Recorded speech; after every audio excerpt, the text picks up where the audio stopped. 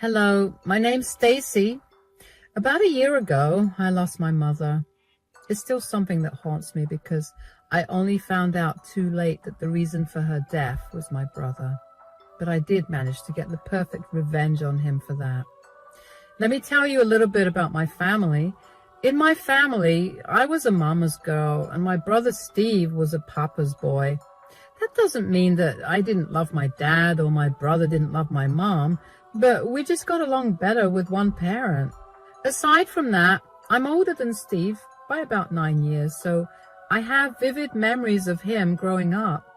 Steve was not exactly the easiest child. He would constantly do things to get a raise out of people, like he would make fun of things that they're insecure about, or he would physically hurt them, but play it off as a joke.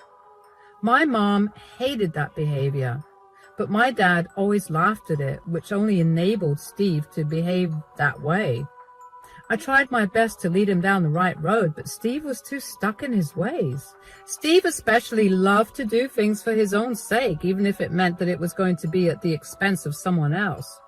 Since Steve was only 9 years old when I left for college, he practically grew up a single child. And that only made those behaviors worse. Because of his behavior and our large age gap, I ended up not being very close to him.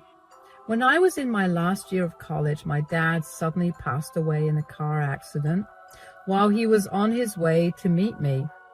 To say I was traumatized would be an understatement.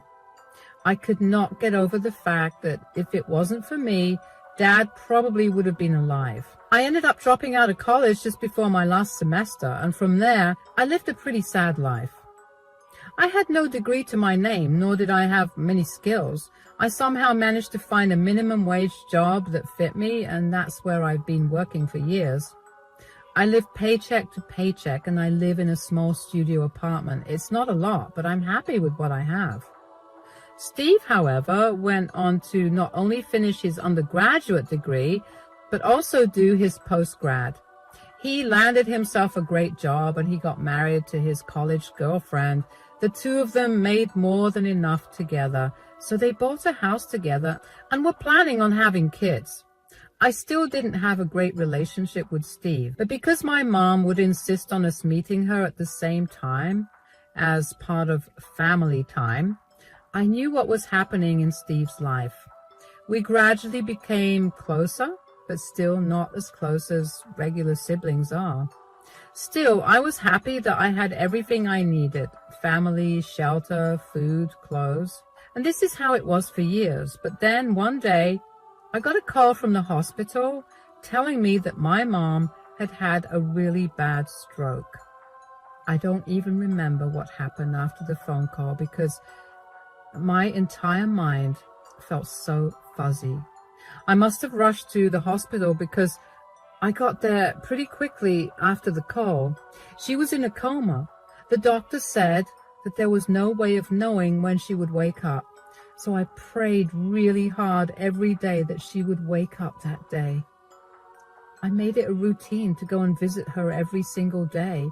One day I decided to go to Steve's place because I really felt alone. We hadn't had a proper chance to talk, and I wanted to feel some sort of support from my family. When I got to Steve's place, he greeted me at the door. "Hi, Stacy, come in." "Hello. How are you holding up?" "Not very good. What about you?" "Not very good either. I never thought that we could just almost lose Mom like that." "Yeah, it feels unreal." "I mean, I know that she's an old lady, but she had always been so full of life that to think that she could have almost gone is so scary." "I know. I haven't been able to sleep or eat. I visited her at the hospital today. She's still in a coma, but the doctor told me that she might not be able to walk properly and her cognitive functions will be affected. She's essentially going to be like a child now." "Yeah, I heard that too. What do we do?" I looked into nursing homes and they're expensive to say the least. I spoke with her insurance and they won't be covering that. I looked into that too, and while I saw some cheap ones, I don't exactly trust those. Besides, I've read too many horror stories about nursing homes, so I don't trust them anymore.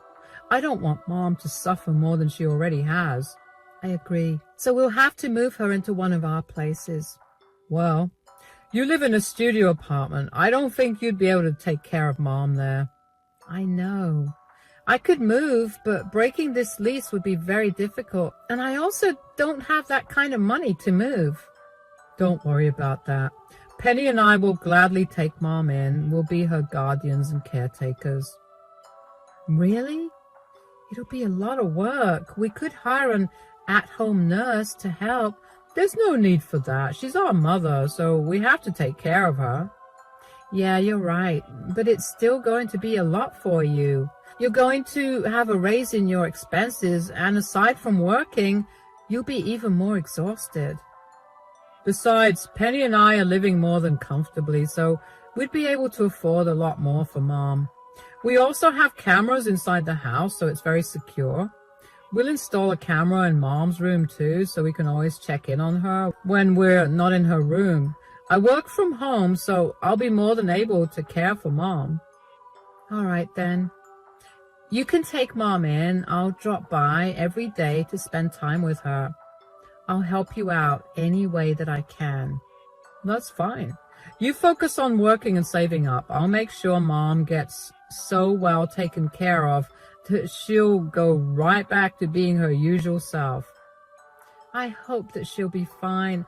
I can't wait to see Mom smile and hear her laugh again. This was the biggest mistake I made. If I had just tried harder to convince Steve to get an in-home nurse, my mother would not have faced the fate she did. My mom woke up a week after that conversation with Steve. Her cognitive abilities were impaired and she needed constant care as a result. As decided, we moved her into Steve's place. I would visit her once or twice a week, and I would make sure to spend as much time as I could with her. This is how it was for a few months until Steve called me, sobbing hysterically. I immediately knew that something was wrong with Mom. My heart was racing like crazy as I drove over to Steve's place. When I got to his place, I took one look at his face and knew that the news he was about to give me was going to be beyond devastating. What's going on? I got here as soon as I could. Stacy, you need to brace yourself. What's happening? Please tell me. I got here as fast as I could. Is Mom okay? No. She's been getting worse. How? What's wrong with her? Her blood pressure, cholesterol, sugar levels are way too high. Nothing is bringing it down. The doctor told us that at this rate, her organs are going to shut down and she'll pass away. No. How are her levels so high? Are you not taking care of her properly? I told you to hire an at-home nurse. We have no idea why they're so high. I promise you I'm taking care of her to the best of my ability. I've been doing whatever the doctors have told me to do. You can ask Penny about it too. How long has the doctor given her? He said that she has at best 2 weeks, but there's really no guarantee about whether she'll even live that long. No, this can't be. I'm so sorry. I feel horrible. I can't help but feel like a failure. I've been doing everything I can to make sure she gets better, but I couldn't do it. No, I'm sorry for blaming you immediately. I've seen the way you took care of her, so I know you did a good job. I'm just really shocked and scared. I don't want to lose Mom. She's my favorite person in the entire world, and I know that's weird to say as a 40-year-old woman, but she's really my best friend. I can't believe that my time with her is going to be cut short this way. I feel the same way. This is not what I expected. I never had too close of a relationship with Mom, but these last few months of caring for her made me feel a lot closer to her. I don't want her to go either, but are we absolutely sure that there's no way for Mom to get cured? Surely there are some medicines or procedures that can be done to help her out. We could admit her back into hospital. I checked with the doctor and he told me that it was too late to do anything. Her body's way too stressed out with the levels, and her organs have already been affected. There's nothing more to do than wait for her to go. This can't be. There has to be another way. I know you're hurting right now. I feel the same way. I'll tell you what. Why don't you come to stay with us for the next 2 weeks? We have a spare bedroom for you, and you can spend as much time as you can with Mom. I would appreciate that. Okay, I'll go prepare dinner for us. You can sit with Mom in her room. I felt so hollow when I found out that my mom was not going to be with me for long. A part of me was so mad at Steve for not hiring a professional to take care of her. He had the money to. And if he was that stingy, I would have happily worked extra hours to contribute my share for her care. Regardless, I was glad that Steve offered me his place to stay because I wanted to spend all the time I could with Mom. I knew that she was barely able to understand what was going on around her, but just knowing that I could still be of some help to her was more than enough for me. Over the next week, I managed to take off from work, but I was still open to doing minimal work. One particular day, my laptop crashed and I had an urgent email to send off. Steve wasn't home, but Penny was, so I asked her if I could borrow hers. She let me. And when I was done sending off the email, I couldn't help but notice a folder open in the taskbar. I opened it and I quickly realized that they were the recordings from the cameras in the house. I decided to go through some of the videos because I wanted to see how Mom had been before her health deteriorated. That was when I found a video of Steve cooking in the kitchen. At first, I thought nothing of it, until I realized that he was making my mother's food.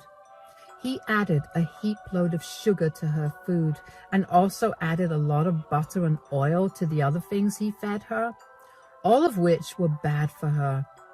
I felt sick after I watched that, but I sent the video to myself. I couldn't come to terms with the reality that Steve got Mom sick, and Steve was killing Mom. I didn't know what to do about it, so I kept my mouth shut. One day after dinner was done, Steve started talking about how sad it was that Mom's health deteriorated so much.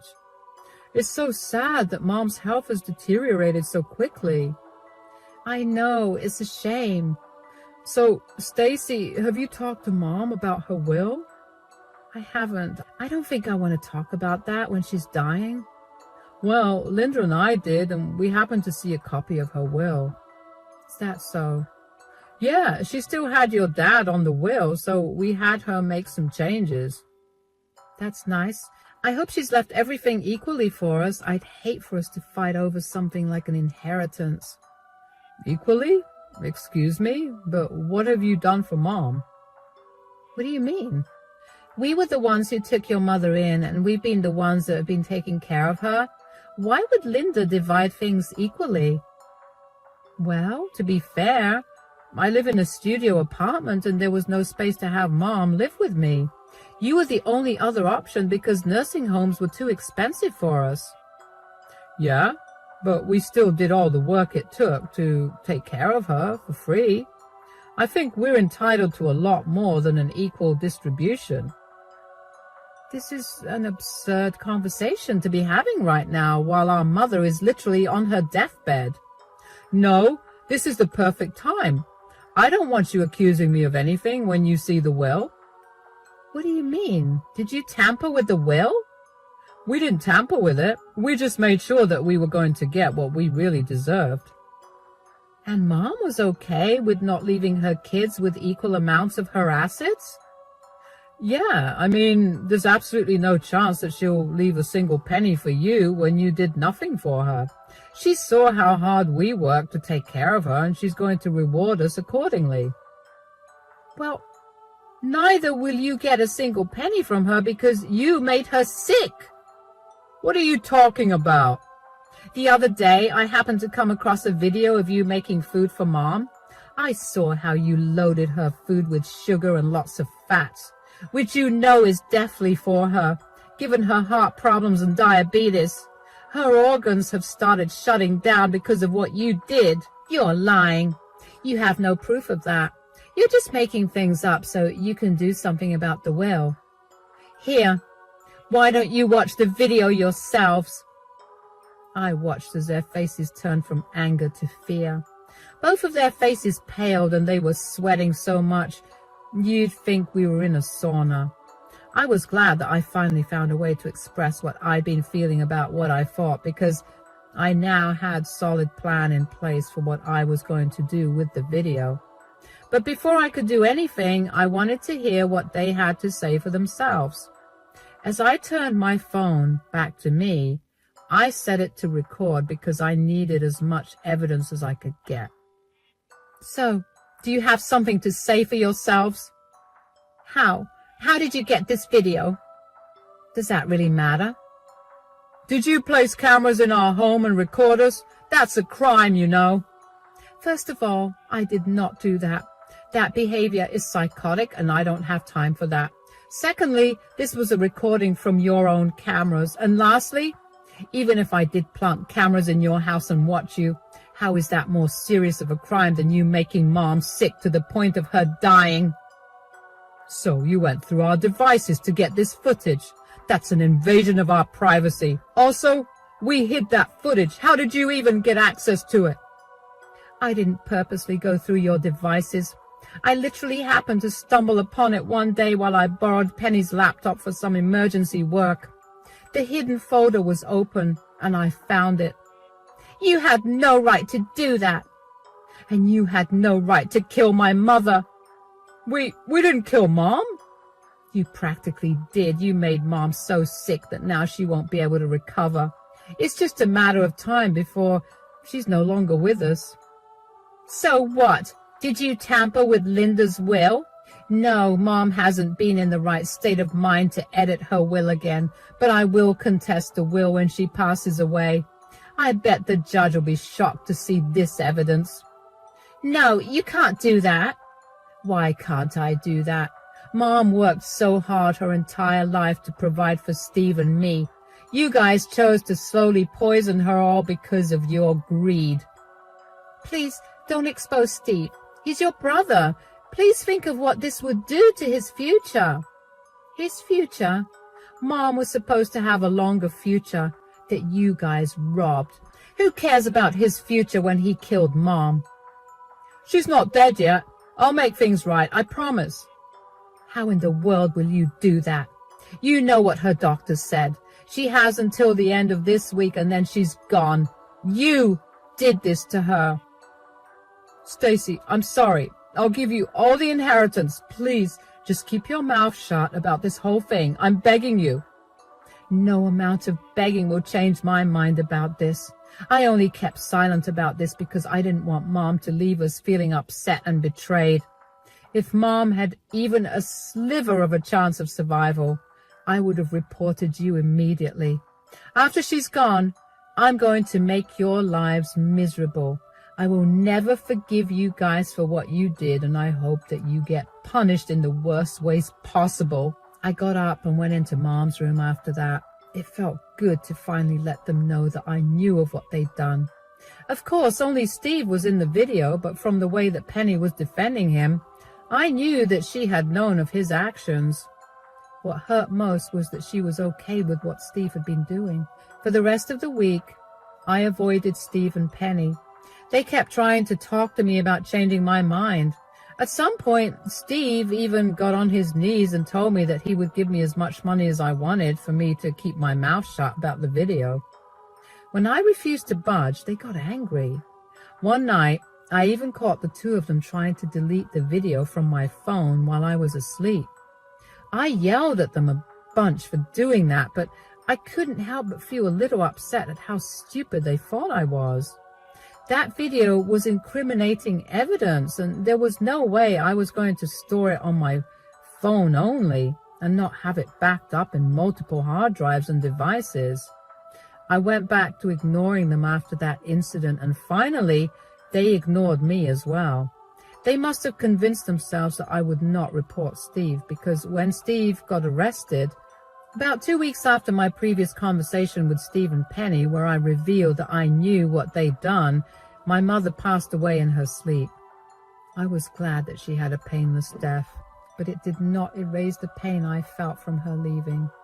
Even though I hated Steve's guts, I still acted civilly with him while we planned the funeral.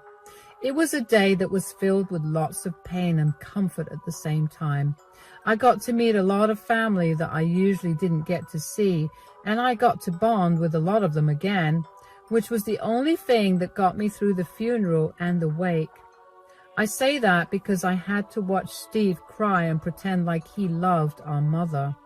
Everyone flocked to console him, and seeing him that way, but knowing that he'd been the one to kill my mother, made me see red. And then the day of the reading of Mom's will came. As expected, I got left with nothing while Steve got all her assets. I knew that he had tampered with her will because at no point was Mom in the right state of mind to correct her will in the last few months.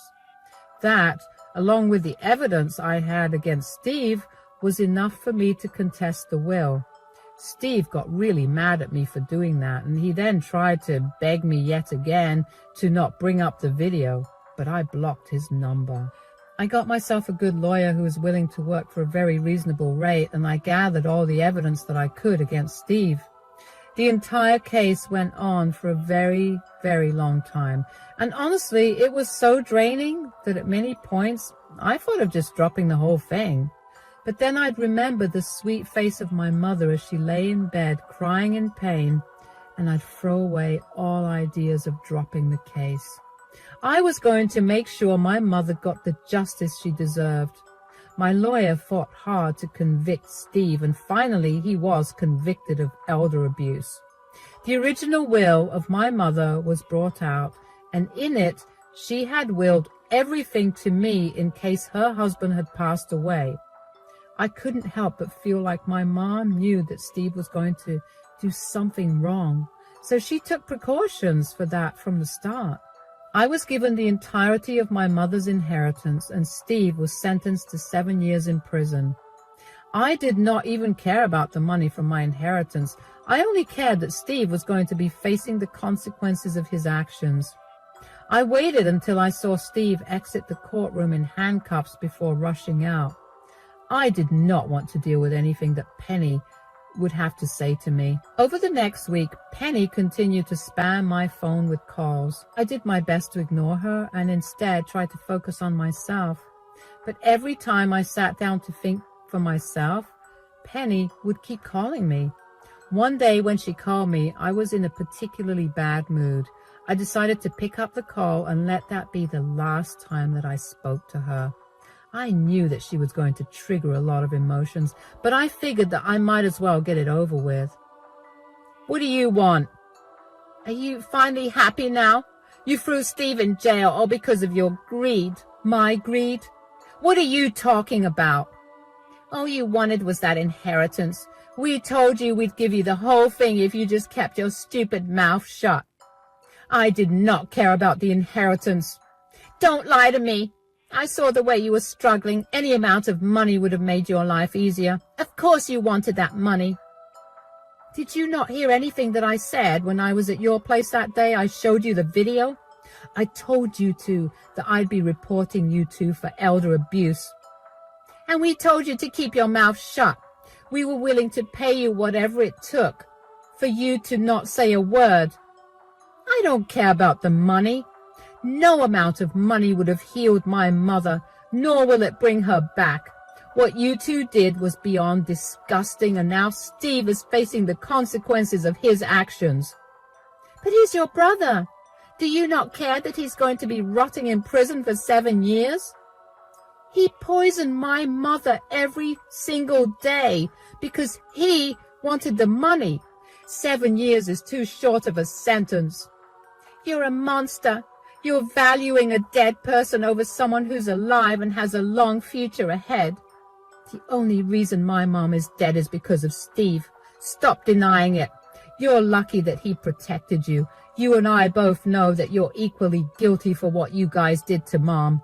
I didn't have any evidence of you hurting Mom, so that could not be proven. I hope that your life only goes downhill from here. You don't deserve any happiness. You've ruined mine and Steve's lives. Do you even know what's been happening because of your selfish actions? My family has abandoned me. The rest of your family has disowned Steve and has been blasting my phone with texts on how disgusting we are.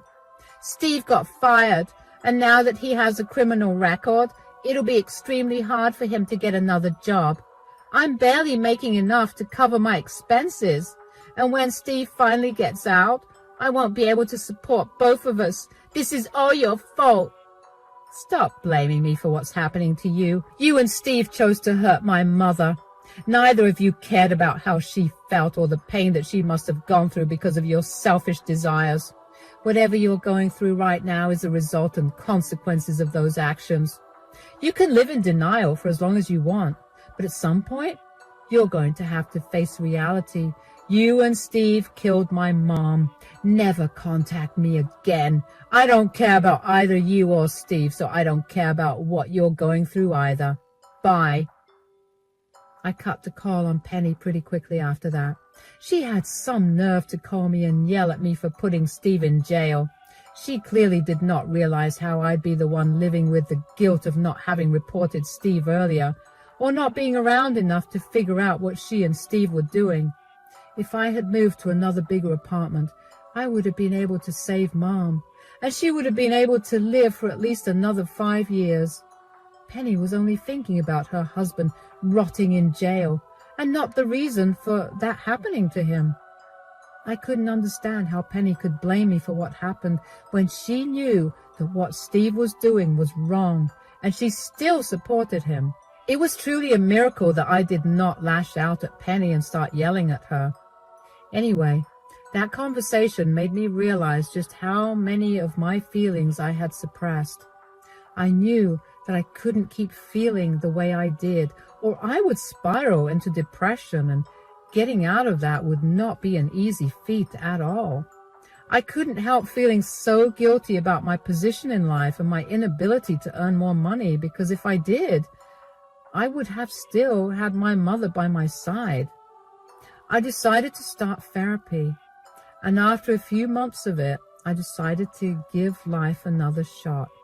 I applied to a community college that allowed me to transfer my credits from years ago, and within a few months, I had graduated.